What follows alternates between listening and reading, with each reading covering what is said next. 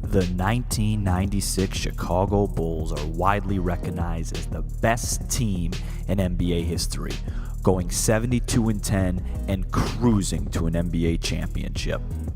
Well, there's a new sheriff in town, as they say, and I'm going to tell you why the 2017 Golden State Warriors are the best team ever, and more importantly, why the Golden State Warriors would dominate the 1996 Chicago Bulls. Yeah, you're looking at the truth, the money never lie, no. I'm the one, yeah. I'm the one early morning in the dawn, know you wanna ride now. Now, before I show off some clips and highlights, I want to throw some mind-boggling statistics at you. The 2017 Golden State Warriors attempted and made almost twice as many three-pointers as the 96 Chicago Bulls.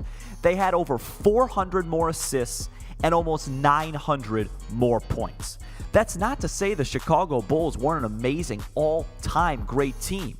But because of how the game has evolved and the style of play, it fits the 2017 Warriors much better. They play to that style. They play to those analytics.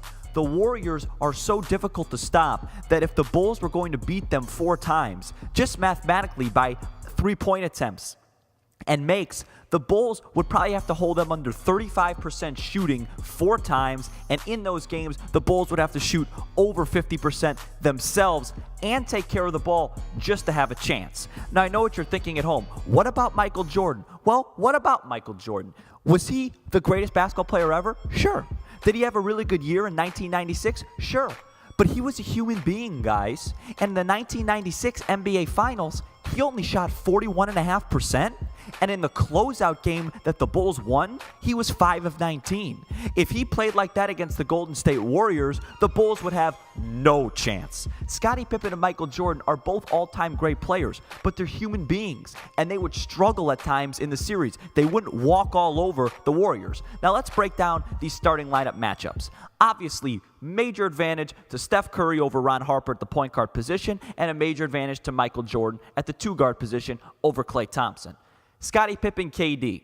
Scottie Pippen, all-time great defender. Kevin Durant, all-time great offensive talent. At 7 feet tall, you give the advantage to KD, would also be able to disrupt the game defensively. I labeled Dennis Rodman and Draymond Green as a wash because I think Dennis Rodman would be able to get into Draymond Green's head a little bit and make up for the difference in their talent.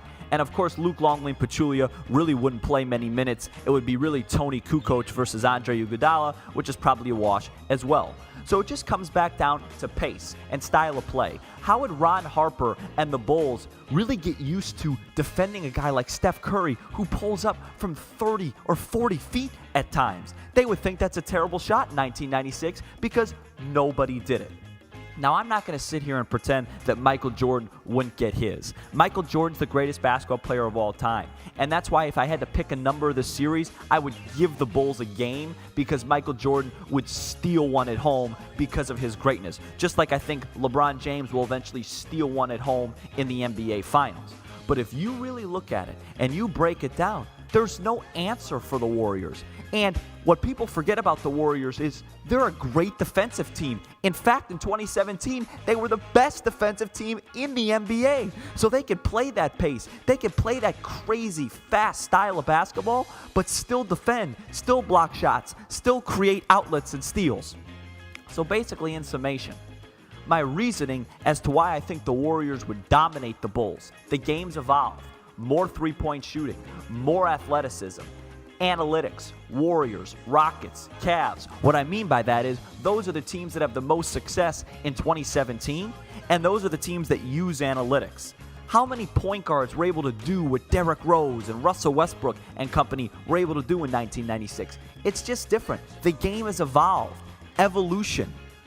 In 2017, I could FaceTime my friends. In 1996, many people didn't have cell phones.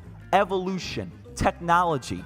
It's no knock against the Bulls, but the game is better now than it was in 1996. That's just a fact.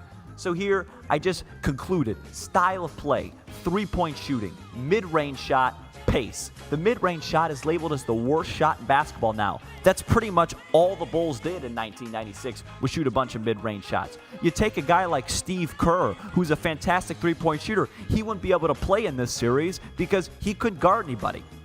Matchups, athleticism, size, game has changed. Look, guys, you just have to face the facts.